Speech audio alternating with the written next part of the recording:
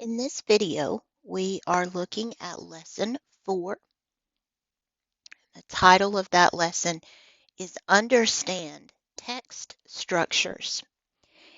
And to explain this one, I have given you a memory piece. This is the way that this looks once you've glued it down onto the page. And if you watch the setup video, I showed you how to cut this one out. So let's give it a title, and then we'll look at that first type of structure. This lesson is going to teach you about 4 different types of passages. And when I say types of passages, we're looking at how the passage is put together, how the author chose to structure the piece of writing so that we can understand the meaning, the author's point of view. This is a very important lesson. If you learn these 4 basic structures, you will see them everywhere. Sometimes there can be more than one of these in a passage. You may have several types, especially in longer text passages. You may have several types of things going on in one passage. So I'm going to call this one text structure. That's a good title. And I think I'm going to make that plural because we're looking at 4 types of text structures. If you open up the doors for chronological, and before I even go there, I want to tell you this. Chron, C-H-R-O-N, is a root that means time. Anything that has this root in it will be related to time and the passage of time. So chronological text relates to time and order. If you open up that yellow door, you'll get something that looks like this. We're going to use all of that space to write on. So if you open it up, it gives you plenty of space. And I'm going to tell you the purpose of chronological order. And I'm also going to give you some keywords for this type of text. So for each of these structures, I will give you these 2 pieces of information: the purpose and what keywords you can look for. So the purpose of a chronological structure is to organize events or information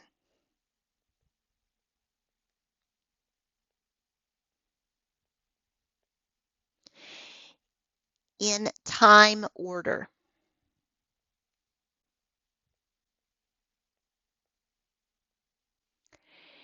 We could also,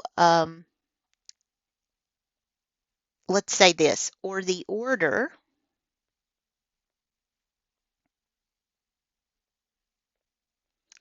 in which events occurred, the order in which events occurred.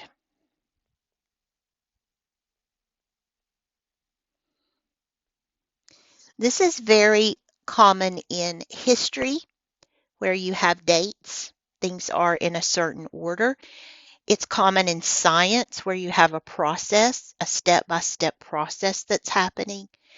Anything that puts events in order, a specific set order, is a chronological text structure. So here are some clues, some keywords. You want to look for words like first, next, then, last, previous,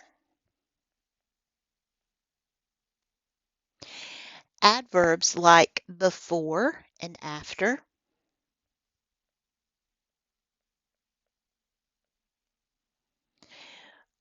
words like tomorrow, yesterday, last year. Those are all clues that you're dealing with time order. Oh, I've already got last. Sorry, that's up there in the other one. And there are others. I just can't think of them off the top of my head, but you can always come back and add to this list if you need to. Finally is a good one.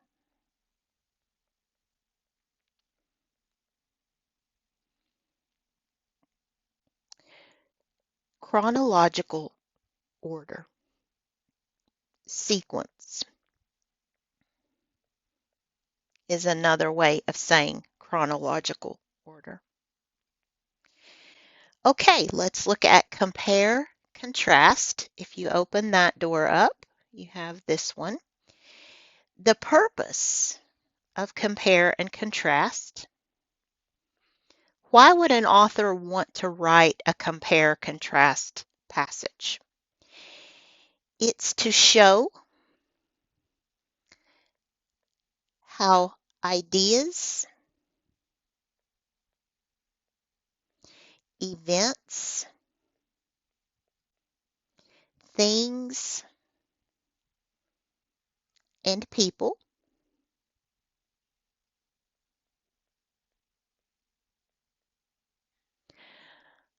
are alike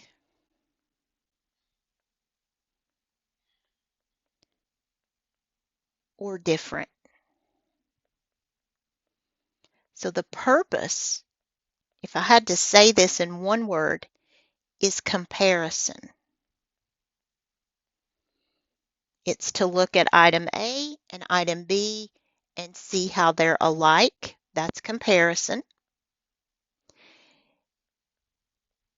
And contrast is the difference, how they're not alike.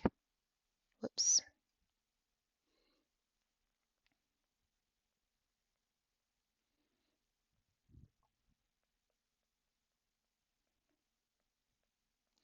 For example, if I compare and contrast dogs and cats, comparison, they both have 4 legs, they both have fur, they both make good pets. Contrasting ideas, a dog cannot climb a tree.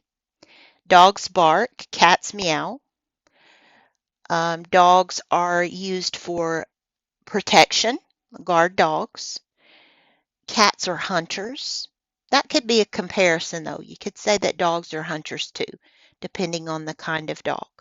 But you get the idea. You're looking at how things are alike and how they're different. Keywords for this one.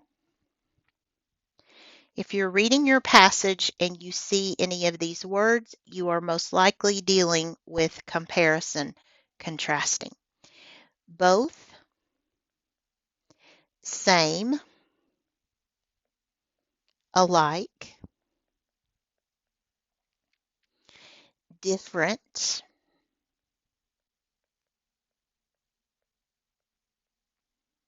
difference,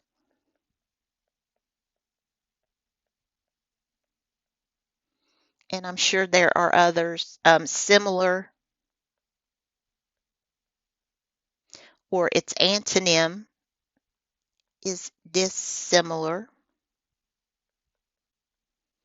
not the same.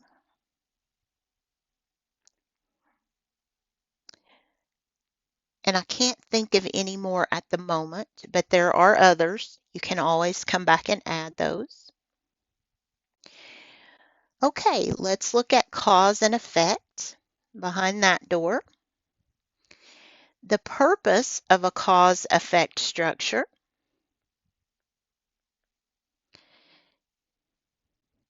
is to explain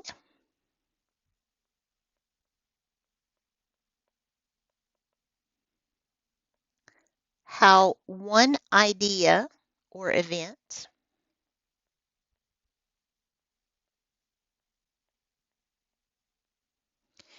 leads to another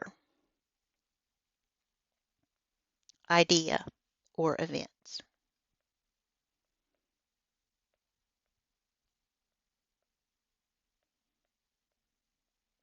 One thing causes another. An example that your text uses is a person who's writing about how and why earthquakes happen. Might choose a cause and effect structure. Keywords for cause and effect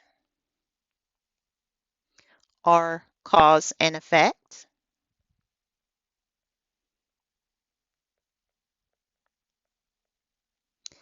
because, that's an important one, because, as a result,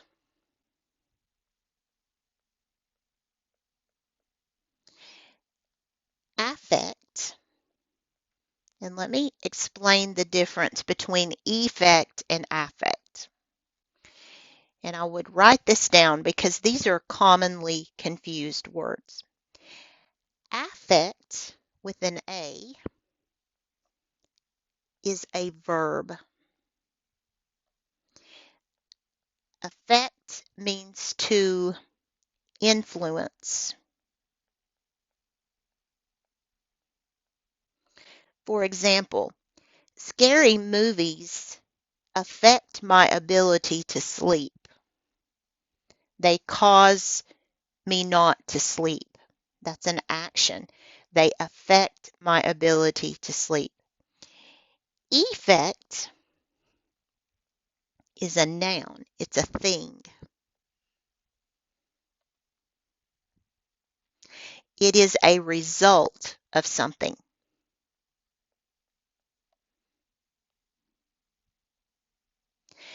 One effect of the flu is weakness, meaning the flu causes weakness.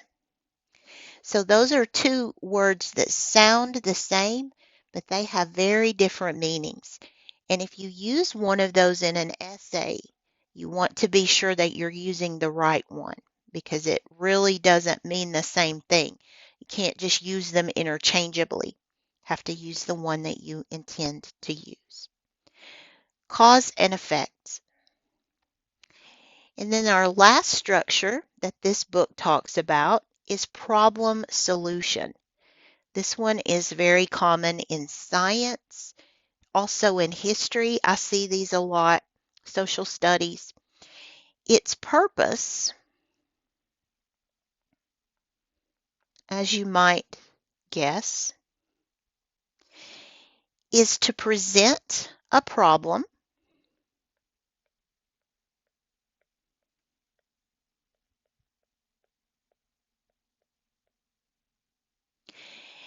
and tell how it has been or could be solved.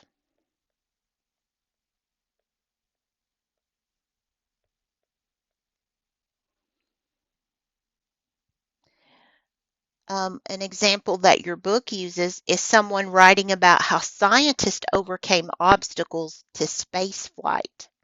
Might use this type of text. The keywords,